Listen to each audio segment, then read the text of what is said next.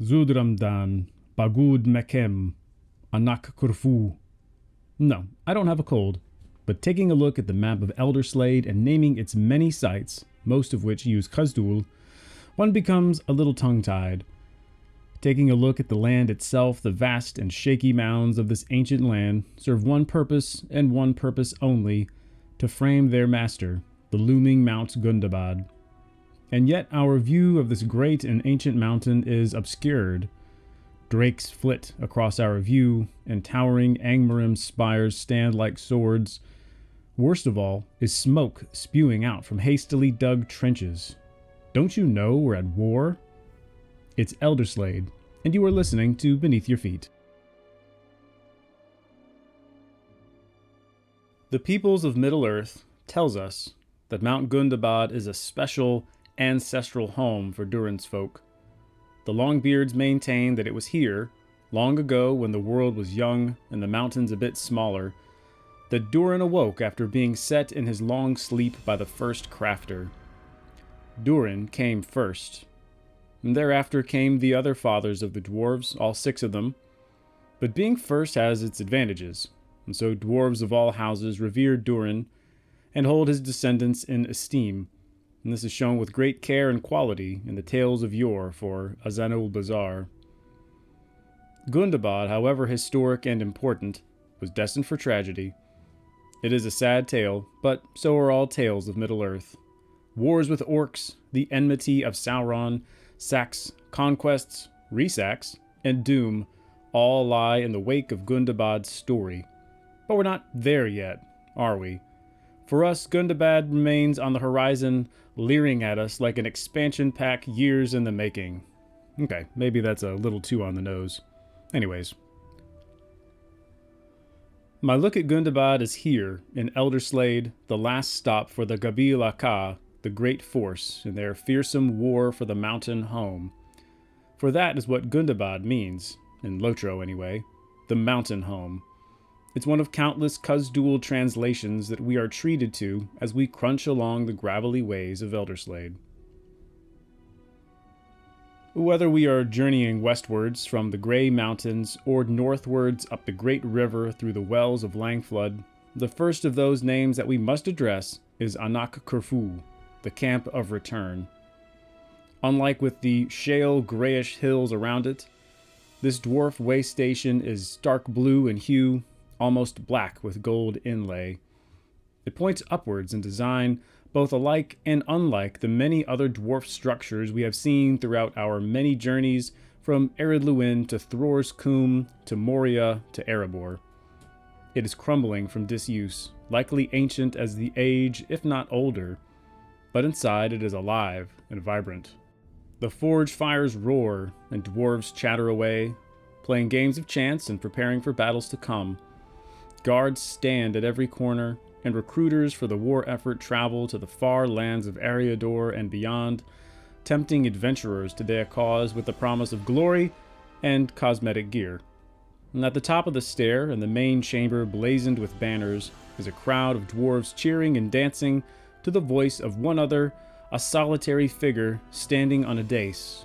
He is Prince Durin VII, and this is his army.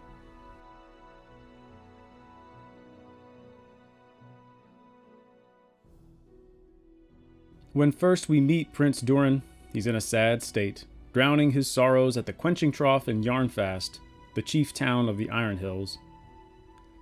Sent there by his father to be protected from the wider fighting of the War of the Ring, the young prince is dejected and alone. Meanwhile, Easterlings are encroaching into the Iron Hills, and the Zelruka, one of the eastern dwarf houses, march through Longbeard lands on their way to the Grey Mountains, all while facing the lurking threat of Karazgar of Mordor. It's this turn of events that prods Prince Durin towards greatness, and over the course of our journeys with him, Durin VII goes from drunken princeling to adventurer to commander.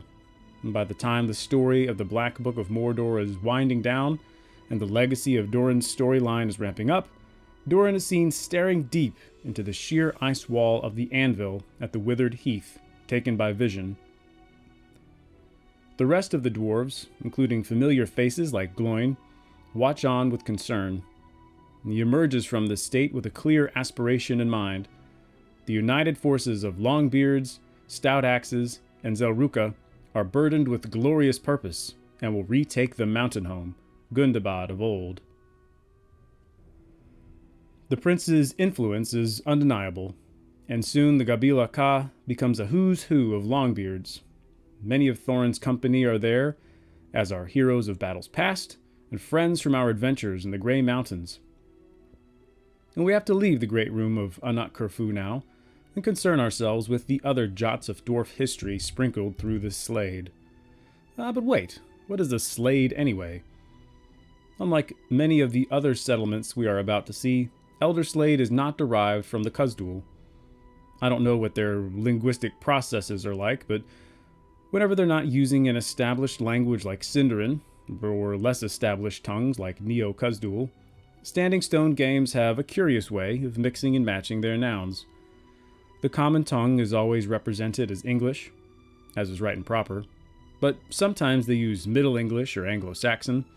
Northern place names use a combination of Germanic, Northern European-sounding words meant to mimic the verbiage of the Northmen, such as the Eotheod or the Woodman or Bjornings. And don't get me started on the various incantations in Welsh or Finnish or the like that they inject into the game when creating new cultures. I'm no language scholar, so I probably didn't even get that last bit right, but thankfully I had some help on this episode, and I feel confident in saying that the name Elderslade comes from the former, the Englished common tongue. Elder, of course, means old, and a slade, besides being a great band name and unfamiliar term to non-Brits, is a kind of valley or ravine. I would say that this naming is a bit too obvious, as the LOTRO team is often wont to describe place names for exactly what they are, but you know what? So is Tolkien. Rivendell is literally a dell, or valley, riven into the mountains. Bag End is just that, the end of a bag, or dead end. We'd call it a cul-de-sac in the States. Combe is a combe. Buckland is the land of the Brandybucks, etc., etc. And so, when we say Elderslade, we can be sure that that's what it is. A slade that is ancient, the last stop before the even more ancient and hallowed Gundabad, awakening place of Durin the First, back before the world changed, just as the song says. The world was young, the mountains green, no stain yet on the moon was seen, no words were laid on stream or stone, when Durin woke and walked alone.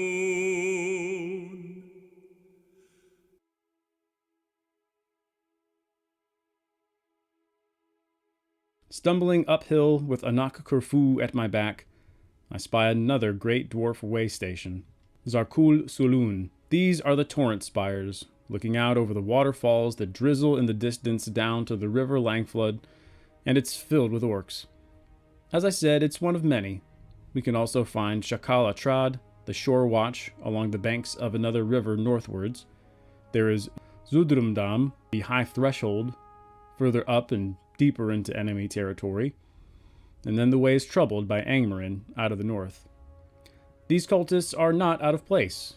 The connection between Angmar and Gundabad, and thusly Elderslade, it goes back to the middle of this Third Age, when the dread realm of the Witch King straddled both sides of the Misty Mountains.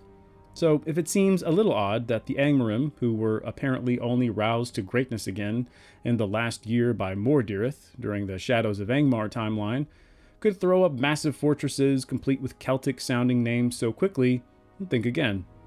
It's possible that these massive structures, Kaivad Sar and Dun Trek, were erected centuries ago and then left to disuse when Angmar declined. Too haunted and dark even for the orcs of Gundabad to inhabit, too tall and strong to be destroyed by the great dwarf armies of past. Now it's left to us adventurers to clear them out on behalf of the Gabila Ka.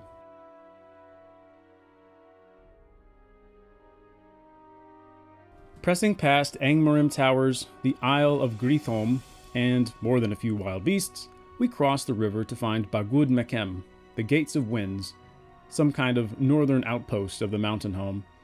And if we can cut through Kulug Mok and Hanskar Mok, Mok meaning home in the Black speech, we are able to make our way straight up to the gates of Gundabad itself, but the way is shut. We scouts can go no further, and worst of all, it seems the war is stirring up. After our scouting is done, the epic story leads us back to the blazoned war room at Anak Kerfu, and then something changes. The map flips, the sky is darkened by smoke, the Slade is lit by the warm glow of distant fires shimmering against some kind of yellow gas, orc mischief no doubt, and we've taken back Zarkul Sulun. The initial forays are over, and the War of Three Peaks is on in earnest. All those interesting names, Northmen, Common, or Kuzdul, seem of little import when there are beasts and wargs and battalion after battalion of goblins to reckon with. Most interesting of all is the inclusion of trench warfare and chemical warfare. I tend to read quest texts a bit hastily, but I don't believe this mustard gas is accounted for. It's just there, pointing backwards into our primary world and the terrible experience a young Tolkien had fighting in the trenches of the First World War. There is blood and slaughter, siege machines, and two-headed trolls, but those with the grit and steel to fight through the horde will eventually see Amdan Damul, the bloody threshold, and the climax of the Legacy of Durin's story. Barring spoilers, an unexpected enemy appears, and we are left with our dwarf friends to wonder, beneath the watchful presence of Mount Gundabad, how are we to make it inside?